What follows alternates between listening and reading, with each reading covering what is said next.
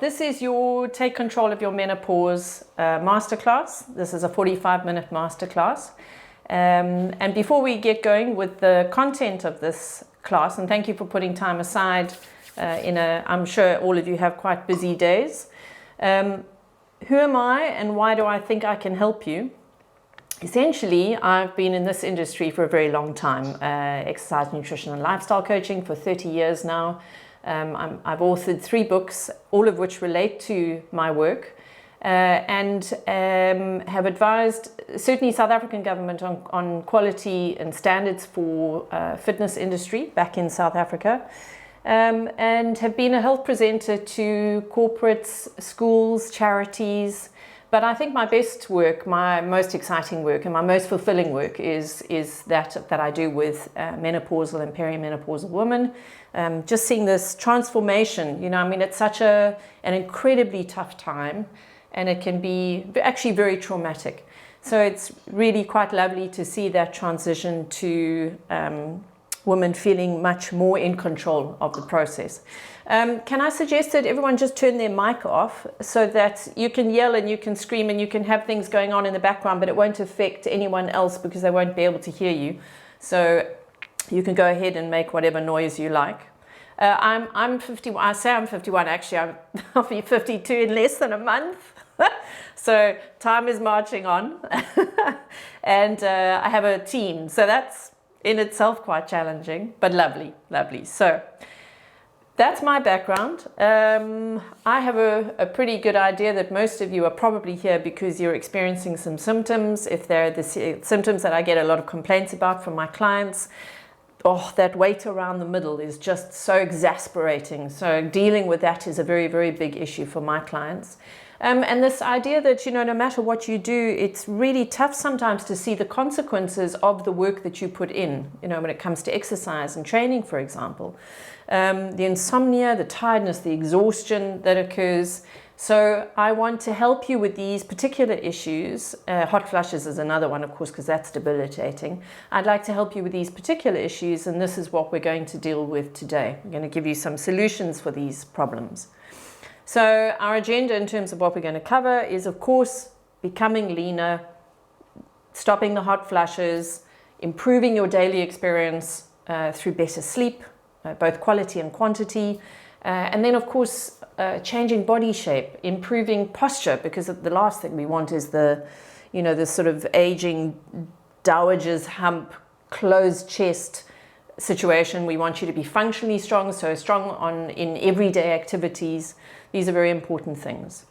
So we're going to start with the belly issue, because I think this is the biggest driver for reasons for people getting in touch with me, for ladies getting in touch with me. Is this kind of stuff that happens around the middle that almost happens quite of its own accord. It's almost like up until this point everything was fine, and then all of a sudden you hit menopause and it's like, oh, what happened?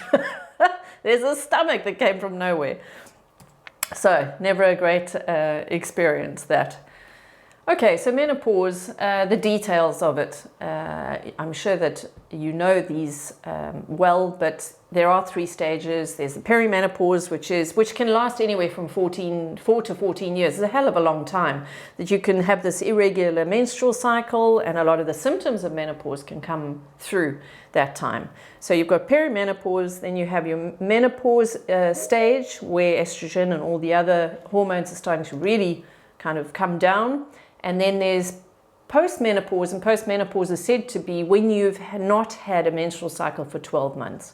So that's considered postmenopausal. Lots of symptoms. I'm not going to read them out for you. You know them well, but of course what we want to deal with here is the flushes, the hot flushes, the weight gain, the insomnia, those sorts of issues. I mean, there are a lot of things to deal with, of course, but they all relate to this hormonal change that occurs. We really are so affected by our hormones. It's typical to happen around 51, 52, menopause, that is. But yeah, for some women, they experience it a lot younger, and for some a little later than that. Now, it's going to affect mood because it affects our brain. We have so many estrogen receptor sites all around the body, actually in the gut as well. So that affects digestion, and you'll know the sort of bloating and the gas and all that stuff that comes through. That is also typical symptoms of menopause, is related to these estrogen receptor sites all over the body. But we have a great number of them in the brain. And so when estrogen drops, which is the typical effect of menopause, is that estrogen levels, progesterone levels, all sorts of hormone levels are dropping significantly. The signaling to those receptors is broken. And so we expose the brain to aging, and in particular neurological diseases like Alzheimer's, which is obviously is not great news. So we need to find ways to protect the brain outside of having estrogen levels. These high estrogen levels. So estrogen is responsible for enhancing mood and memory. Progesterone enhances calmness. So you can imagine with these two dropping, the anxiety, the depression, mood fluctuations is a very normal thing. And we just don't feel like ourselves. It's hard to keep mentally clear and to be sharp and to feel like you can make decisions like you used to, because there's a whole lot of stuff happening that wasn't happening before that really does cloud all sorts of things for us in terms of brain work. And again, with these declining hormones, they make it much easier for us to store body fat, which is, of course, the big problem. So when blood sugar so let's say we're consuming a meal that might have rice or pasta or bread or something, blood sugar is going to rise from that meal because the bread or the pasta is a glucose, and it gets absorbed into the bloodstream very quickly. So it raises our blood sugar levels. Insulin is produced by the pancreas. It gets produced in order to be released into the bloodstream so that it can collect that sugar, that glucose, out of the blood and put it somewhere else, because it's quite dangerous to have it floating around in the bloodstream. Okay, it's going to want to put those into the muscle cells and into the liver cells. And over time, if this happens regularly, if it happens once in a blue moon, it's okay. But let's say it is a common thing for you to have bread on a daily basis, or pasta or rice, or high levels of carbohydrates, which produce high levels of glucose, which then produce high levels of insulin. Over time, the cells become deaf to hearing insulin, because what should happen is I should have a knock on the door. Insulin's collected all this glucose. It goes and it knocks on the cell doors of the muscle cells and the liver cells, and it says, and those cells will immediately hear that knock. They're sensitive to it, so they hear it and they say, can I help you, to insulin. Insulin says, yes please, you need to take this sugar. I need it out of the blood because it's far too dangerous to keep it here. All sorts of health issues can occur. So store it, keep it for me. And typically the cells, if they're sensitive to insulin, will say, no problem at all, we'll take it. But if that happens regularly enough, the cells start becoming deaf to the knock.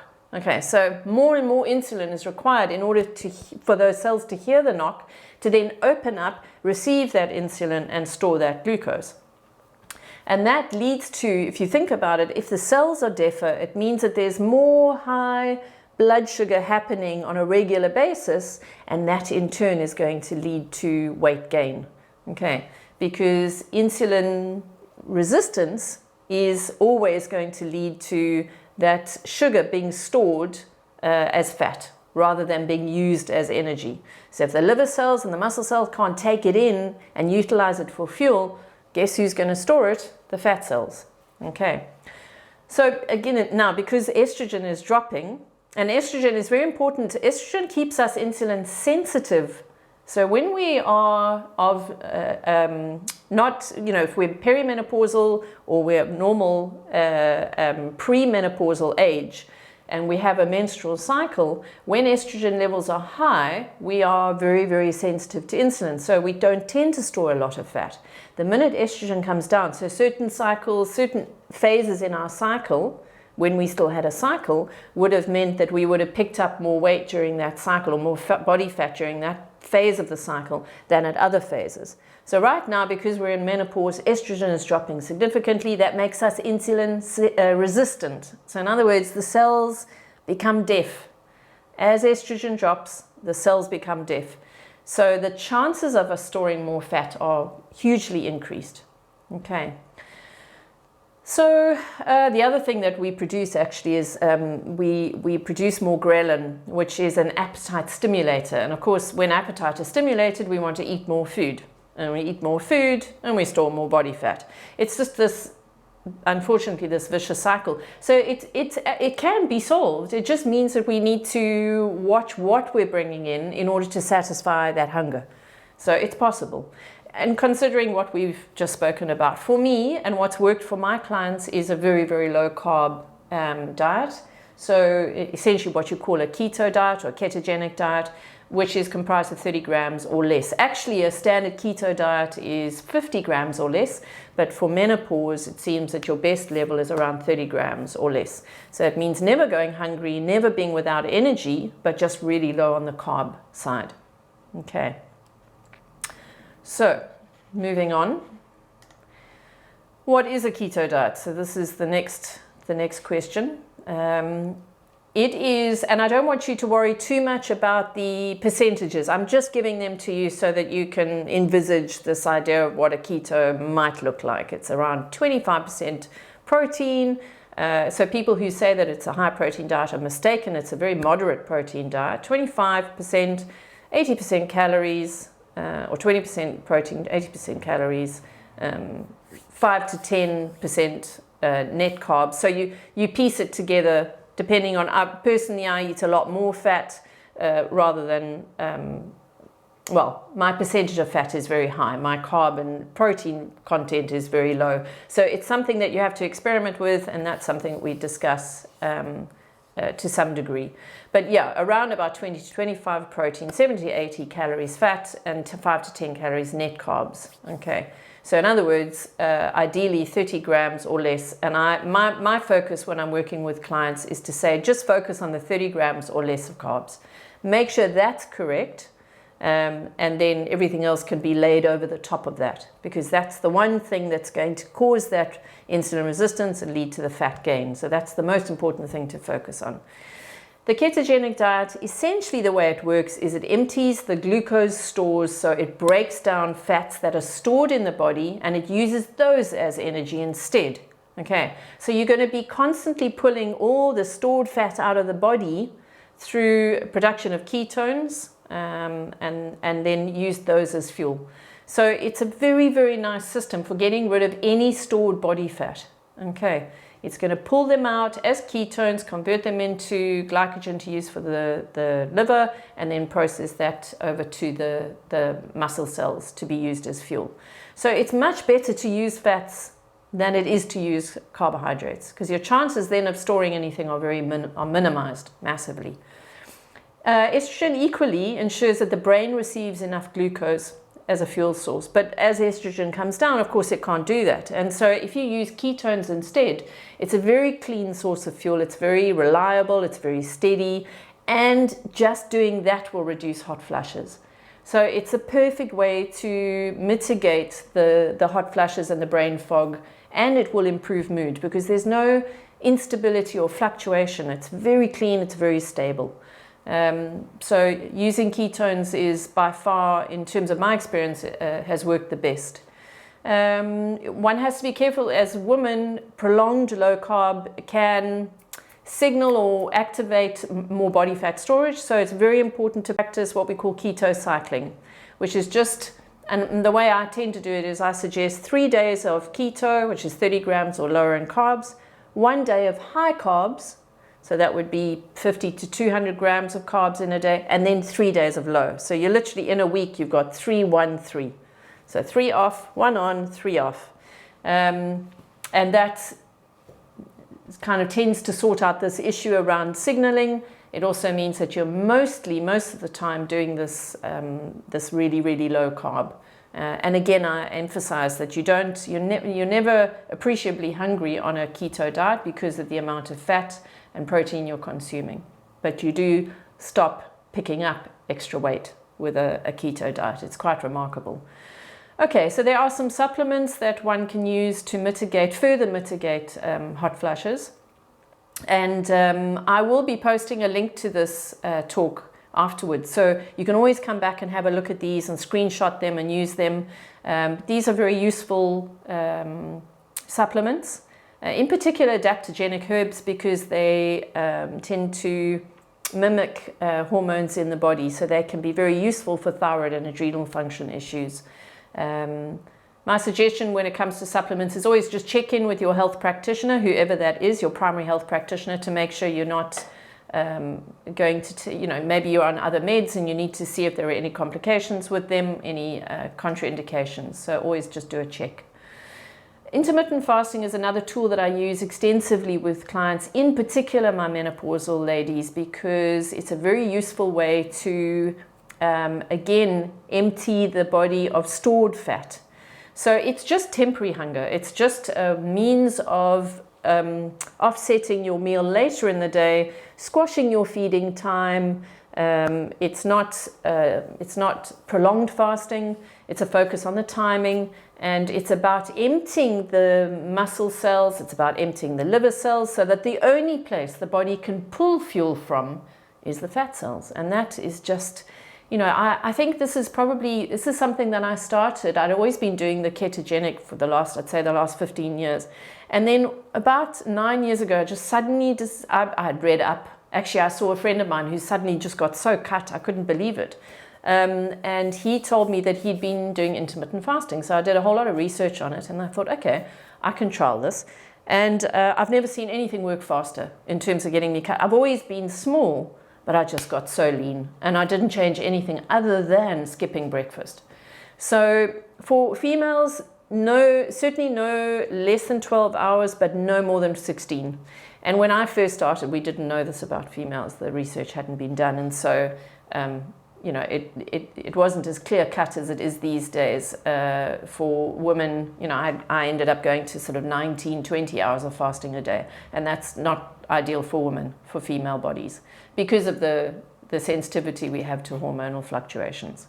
So, and again, you can come back to this in the recording, but here's a sample of a daily diet. In terms of the keto, again, you're keeping it below 30 grams. You can see that the foods that I've put on here are mostly proteins with lots of fat added to these meals, and then mostly above ground vegetables and salad stuff, because you can really pack those in. You can get quite satisfied on those. And then if you were doing the keto cycling and you brought in your high carb for that one day, you could bring in a breakfast if you wanted to. I tend to recommend fasting every day, because I think by the time we're in menopause, that consistent fasting is perfectly okay. But you could bring in breakfast if you wanted to trial it.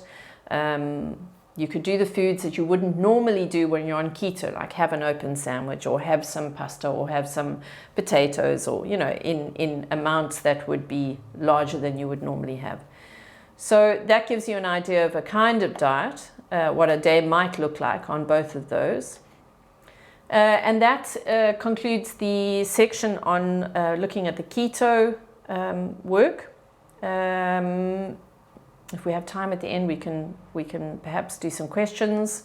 Hopefully that's clear enough. This is very basic. Of course, this is a very sort of superficial level, but this is the most important stuff relating to these particular topics that I'm covering with you today.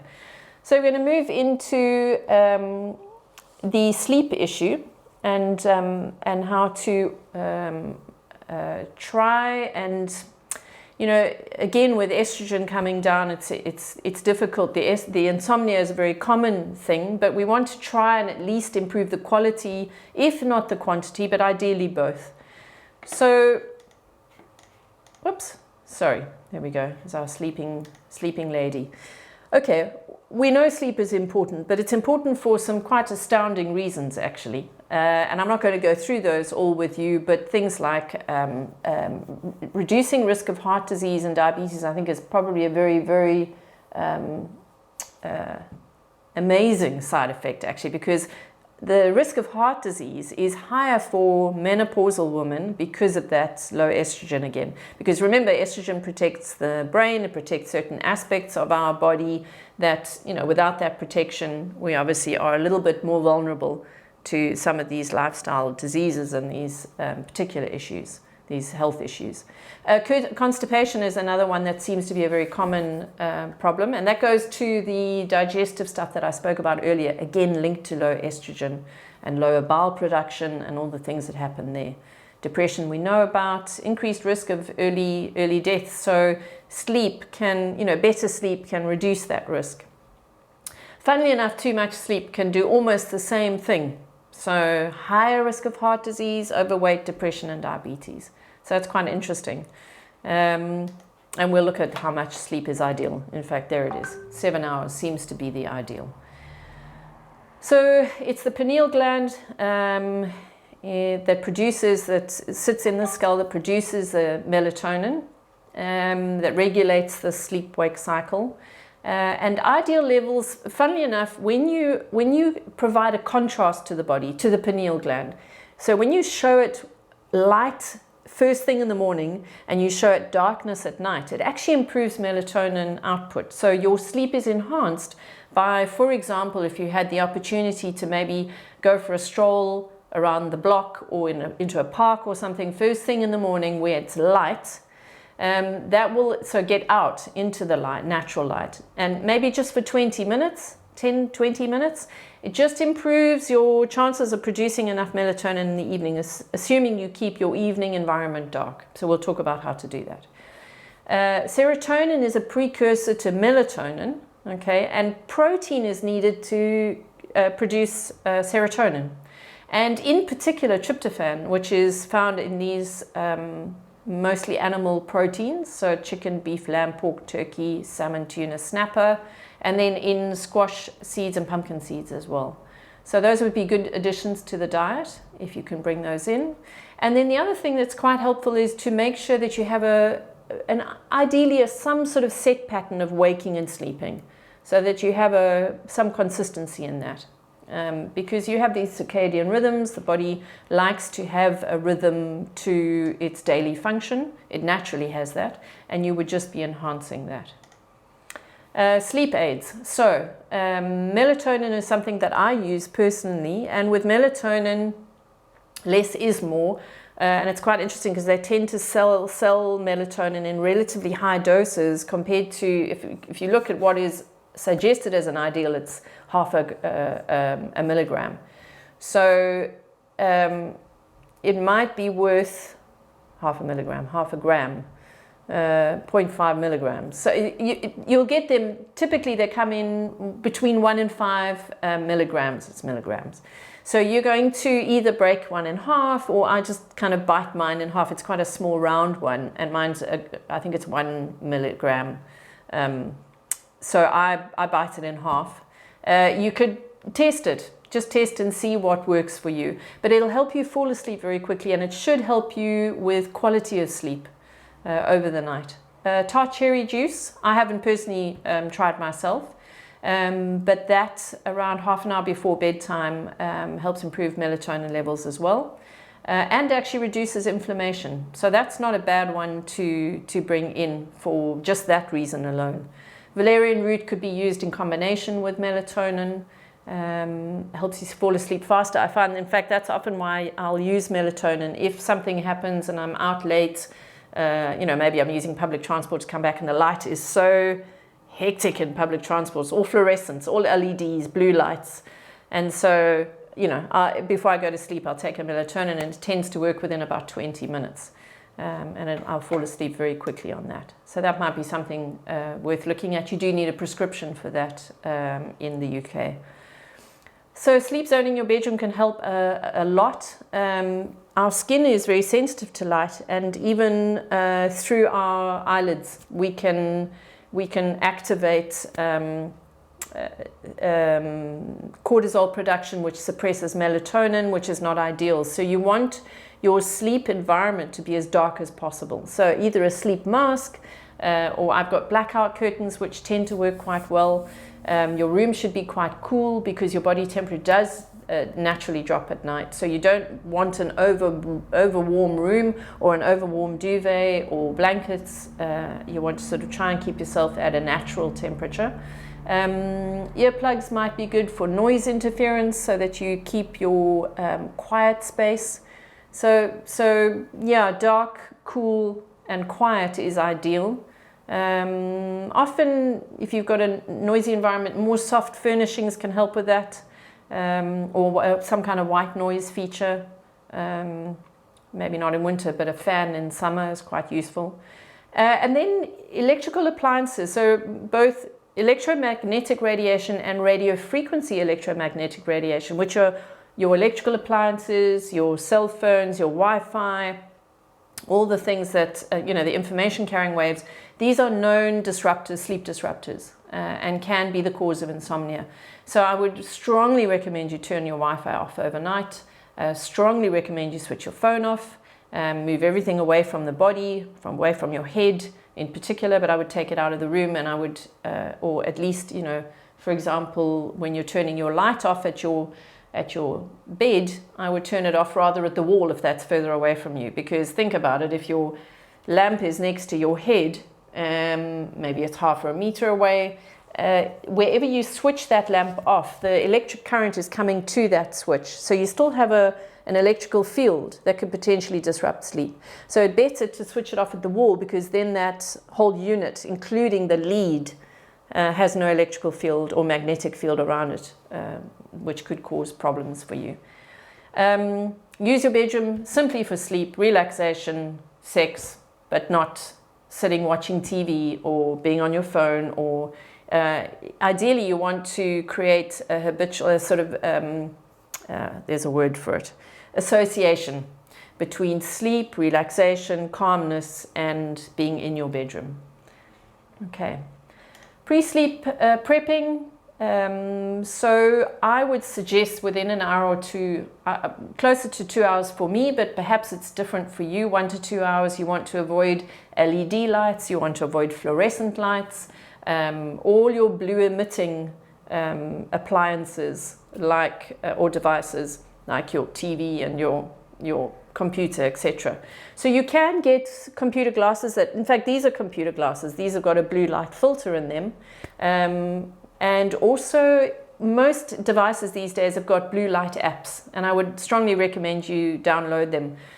Most of them are free, and all they do, you'll notice when they switch on, they take the blue out of the screen and you're left with a more rose-colored tint. And that just means that you are not impacting on melatonin production, because the more blue light there is, the more you're going to suppress melatonin production.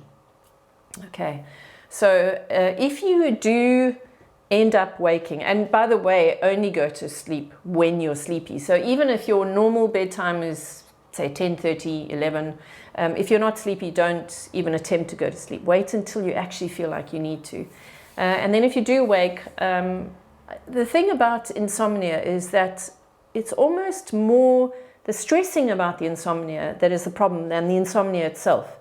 So if you can get into a habit of, when you wake and you know that in that instant, it's like, oh, okay, here we are. Try not to freak out about it, Just go, okay, all right, cool. I'm going to light a candle, or I've got one of these sort of miner's lamps, these camping lamps. It's got a red aspect to it, and I just switch that on, and then I kind of read my book, and it's fine. You'll start getting sleepy eventually. You fall asleep, and if you can just, I think it's the same way that I think about eating a meal that isn't considered necessarily healthy for your body, but it gives you a bliss experience. Call it a piece of cheesecake, a bag of crisps, a bottle of wine, whatever it is. When it's done, it's done. So don't think about it again. You've read that book, you finally feel sleepy, you nod off, you go to sleep. Try not to think about it the next day. Try not to bring it into your consciousness. Try and let go of the stress around the insomnia. Of course, we're going to do everything we can to improve the insomnia, but try not to stress about it, because that tends to cause more problems than the insomnia itself. That concludes the sleep component. So we're going to be talking about how to strengthen the body now. And through strengthening the body and moving it consistently and regularly, we improve energy. In fact, all these things that we're talking about will improve energy. That's kind of an overriding side effect to improving all sorts of aspects of the body. Right, so arguable reasons to, inarguable, sorry, not arguable, inarguable reasons to strength train. Increased strength, obviously, that's a basic, but that means improving also control and balance, which of course, as we get older, no matter what gender we are, that becomes more and more of a risk for injury. Reducing blood pressure, you will know most of these things, but the things that relate to menopause, like the reducing symptoms of depression, I think, and heart disease and type 2 diabetes, osteoporosis too, and the sleep disorders, these are very important for us at this age. So that's just those reasons alone would be a good reason to strength train. Cognitive decline is another way it can help. I've spoken about posture and function before, but I think that remains an imperative thing for me. Just this idea of being more open in the chest, more upright. A client in class was saying the other day, she went to a birthday recently. She's in her late 50s, mid to late 50s, and she was saying that she stood back from the party and it was all females, and they were all around sitting at the table eating, I guess, cake. And she said she was just horrified and shocked by the postures. She said almost every one of them was rounded in the upper back and just totally closed off, and they just looked older than they were because of their posture. So we really do want to sort of keep a more upright and functionally strong body moving into later years. Of course, if you've got back problems, it's one of the best things you can do. And to just change body shape, make it more toned, it's perfect for that. It's perfect. So, specifically as it relates to osteoporosis, I think this is important because we lose bone density year on year from the age of 30. And in the 5 to 7 years following menopause is when we lose an enormous amount. So 20%, potential 20% is extremely high. So you definitely want to you want to do things that cause a reaction against the bone, so the muscle pulling against the bone, and that in turn will cause a stimulation of bone and a regrowth, especially when your diet is good and when your digestive processes are working well. We can actually rebuild bone or improve bone density very nicely. Excess estrogen production, if you were not going, so there are extremes in terms of estrogen. There's obviously the drop, but there's also excess or called estrogen dominance, which actually can result in fluid retention and bloating itself. But the more lean muscle mass you have, the less fat mass you have, the less likely you are to be estrogen dominant. So it's another way of just making sure you stabilize hormones better, is with this strength training. Okay. Sorry, I've just gone one too far. Okay, so what body do you want? This is a question I ask all my clients before they start training with me. And I usually know the answer to that, but I give them the options. The options typically for me, in terms of understanding what their goal is it a beach volleyball player's body? That just lithe, toned, athletic, but nothing excessive. It's a sporty body. Or is it the marathon runner, which is a skinnier model with very little muscle tone? They've got endurance, but not necessarily tone. So, and your answer to that question is going to determine exactly how you train. So, if you can be specific about what the vision you have in your head, you can then be specific with your program, and that will move you there much faster than if you are just kind of going, well, I just want to get, yes, I want a good body, but any body will do. That's not really a very specific goal. Weight itself is meaningless. So when you do think about a goal, don't think about what you want to weigh, because that just is your relationship with gravity. I mean, I'm considered, so I'm 5'5", I weigh 60 kilograms, which is considered, for my height and weight, I'm considered overweight on a BMI. I'm considered close to, in fact, bordering on obese, because I'm quite heavy for my height, but I have muscle. So I don't mind being heavy. I just want to be lean. I want I want to fit into my clothes that I've always fitted into. I don't mind what I weigh. Okay, and that, I think, maybe give that some thought. It might be more useful to say, oh, I want to drop a clothing size, or maybe 2, or whatever it is. So when you think about a goal, be specific and be meaningful in terms of that. So my point here is that when women don't have a specific goal, they tend to just do a whole lot of training. They don't really focus on what that looks like. So it is quite like, so I'm walking in this direction, but actually my goal is to run in the opposite direction. So I've got 2 different things going on, and the one might cancel the other one out. And that's a problem. So if I want to build that beach volleyball player's body, I'm going to do resistance training regularly. And I'm going to do a bit of HIIT training, so high intensity interval training.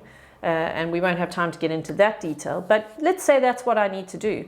But if I then go and do my resistance training and then I follow it with some heavy load on cardio, in other words, I spend an hour on a piece of equipment and I do that 2-3 times a week, I'm going to undo all the resistance training. So I'm trying to build a beach volleyball player's body, but I'm working as if I want a marathon runner's body.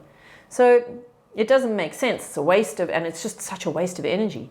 What you want is every moment you're in the gym, you want to be efficient. You want to know that every single second, every step you take counts. Because frankly, who wants to spend longer in a gym than you have to? Who wants to spend longer exercising than you have to? Not me, and I'm in this industry. Okay, sometimes I quite like dancing. So give me dancing and music and I'm happy. But otherwise, I kind of want to get it done, And one of the reasons, by the way, that the one messes with the other is because cardio actually cuts down muscle growth. So, that's a useful thing to know. Okay, how do you be maximally effective? There are some principles that you might want to bear in mind when you weight train, and I'm just going to run through them very briefly. They're fairly concise and easy to understand. Repetitions is just about how many of the same thing you do in one go. And if you're trying to get that beach volleyball player's body, you'll run to about 8, maybe 10 reps. So in other words, your weight must be heavy enough, or the challenge must be heavy enough that you struggle to get to 8. You just manage 8, or maybe just 9, or just 10. Okay, but you don't stop at the number 8 just because that's the ideal number. You have to find a weight or a challenge that is significant enough that it forces you to stop at 8 or 10. All right. Obviously, if you can do more repetitions, you need to either make it a heavier weight or increase the challenge on the body. You always want to go to failure because that's the only way you're going to create a reaction and an adaptation in the muscle itself. It won't adapt if it's not challenged. Okay. Beginners, I would aim for about 12 reps. If you've not done weight training before, you want to go 12 reps for about 4 to 6 weeks until you can start bringing the weight up and the reps down, so that you start to get a little bit closer to that ideal for strength. If you're interested in the marathon runner's body, then you can go 15 reps or more. But anything you do over 12 repetitions, 10 repetitions, is going to be heading into endurance. There's just not enough challenge on the muscle to promote a tone change or a growth in that muscle. Okay. And when I say growth, we're not talking Arnold Schwarzenegger. Okay. We don't have enough testosterone to become Arnold Schwarzenegger. Not even close. Okay, you've got to be very lucky to have that kind of testosterone. Well, I'm not sure lucky. I'm not sure I'd want to look like Arnie either. In fact, I'm quite sure I wouldn't. Okay, so then we're talking about sets. So we've spoken about reps. In terms of sets, anywhere between 3 and 5 sets of the same exercise. Okay, and that will promote lots of challenge on the muscle as well. So you want, I've skipped a slide. It's a number of times you repeat an exercise. So you want between 3 and 5, and you can play around with that. So let's say for the first month or 2, you do 3 sets of everything.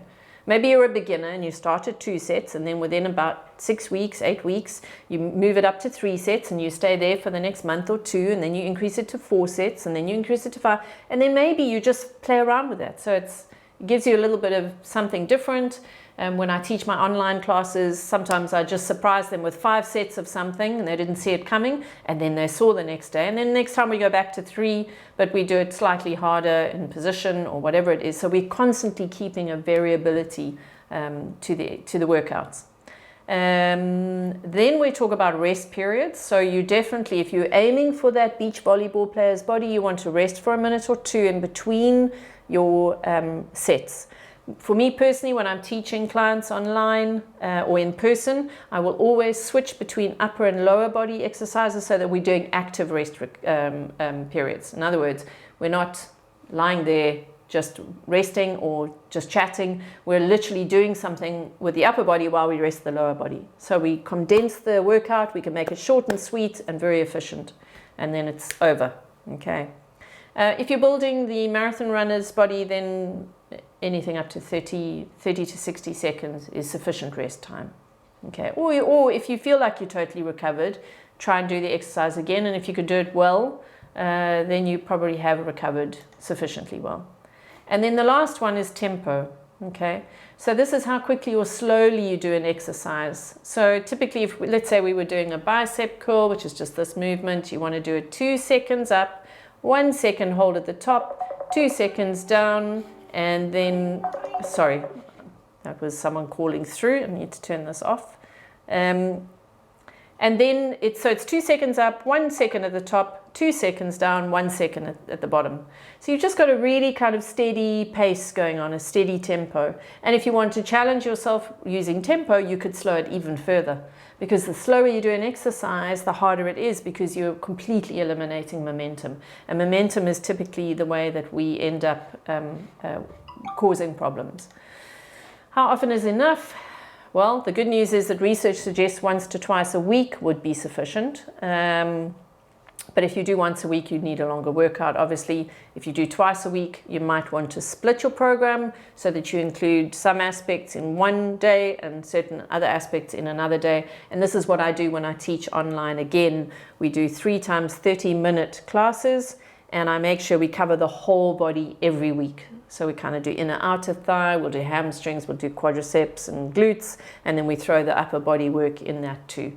So you want to have it fairly well set out so that it's, again, an efficient workout for you. And always do cardio after strength. Okay, you want the glucose in the muscles to perform the strength work well with good technique, otherwise you can run into problems.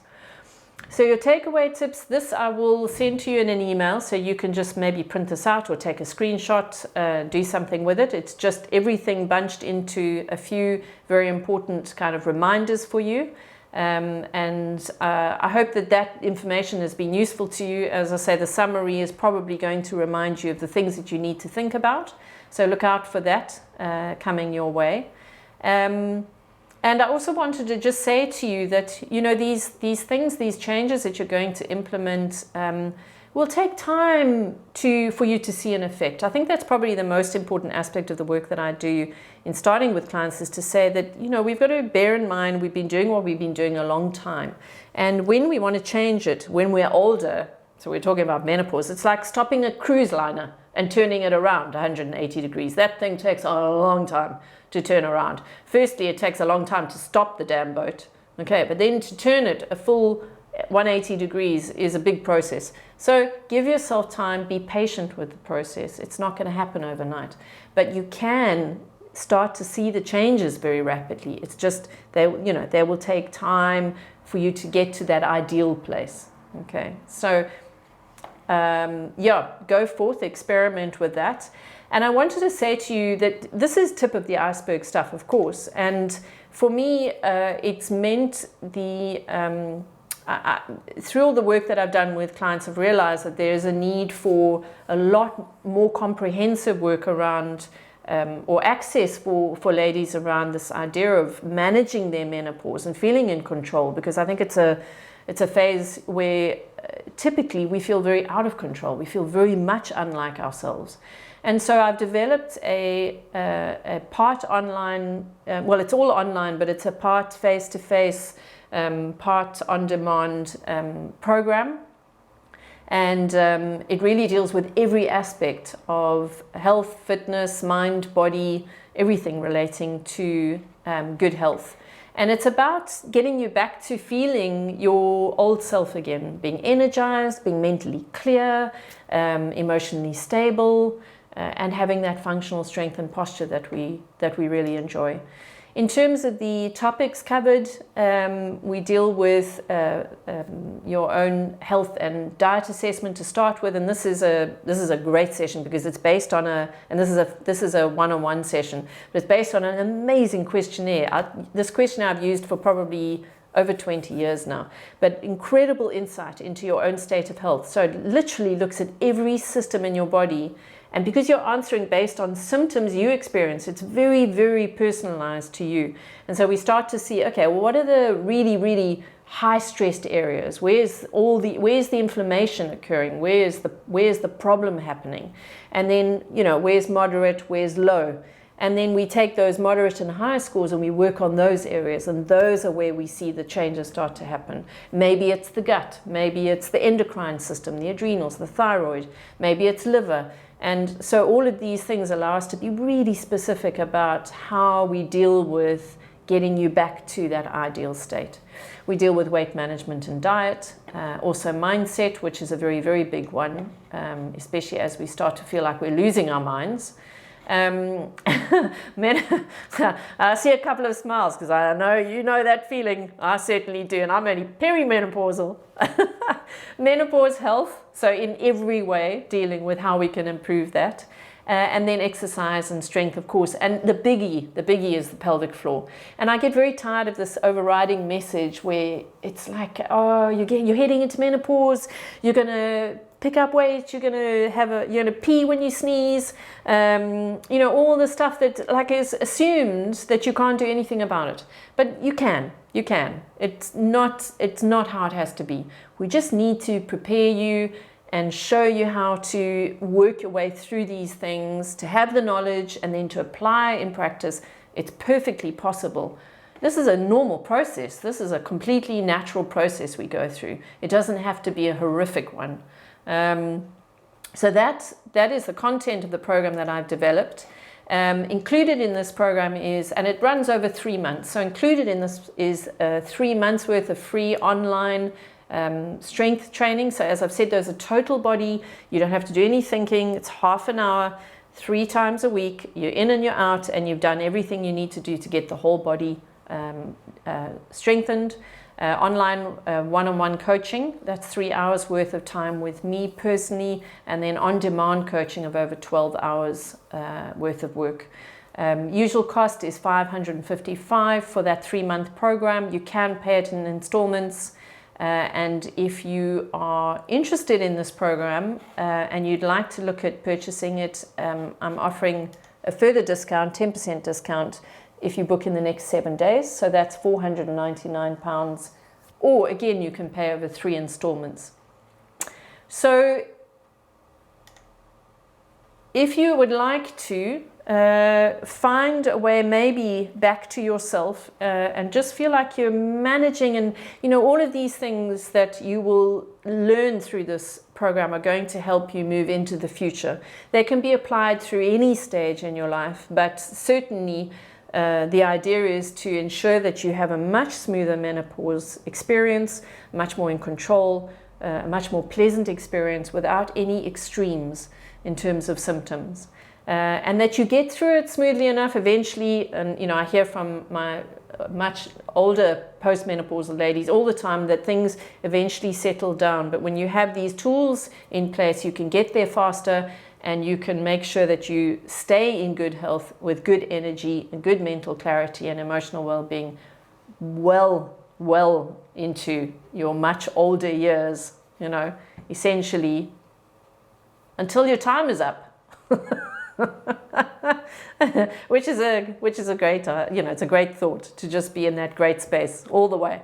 If anyone has a question, please feel free to pop a mic on and ask me. I just want to ask. Yes, Barbara. I'm vegan yes. many years, like okay. 20 years. Yes. And does it mean the carbs come from vegetables?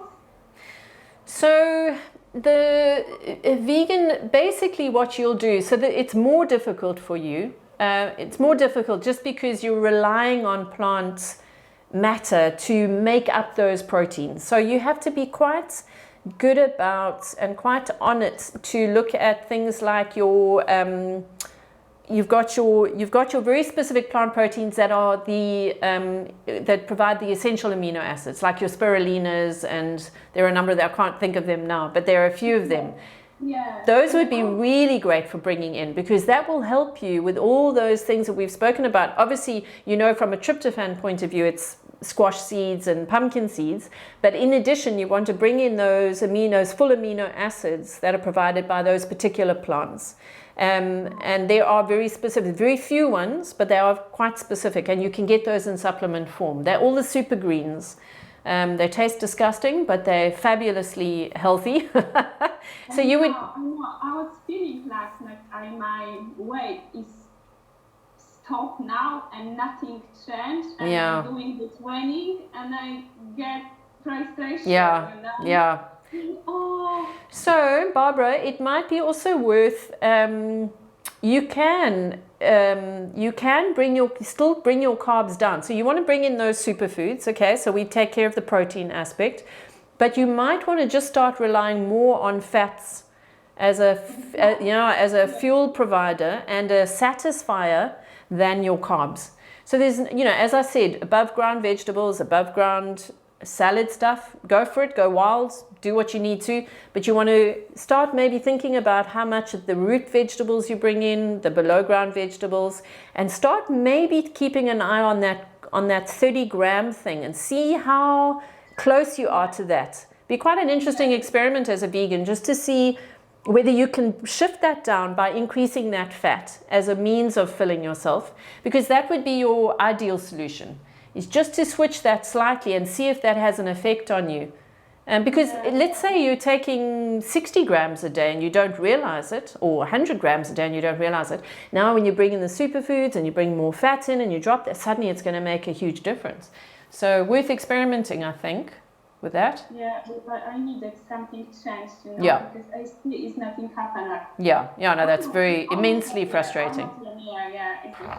It's very annoying. Maybe it's a good idea about the fasting as well, because I never done. Yes, I had fantastic results with that. I really, really did. I can't recommend it more. As long as you feel good on it, I feel better for it. Concentration is better.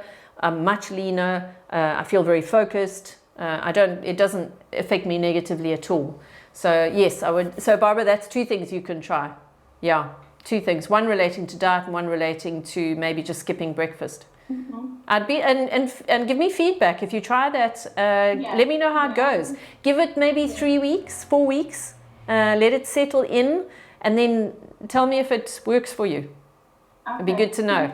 All right. Okay. Thanks, Barbara. All right. Cheers.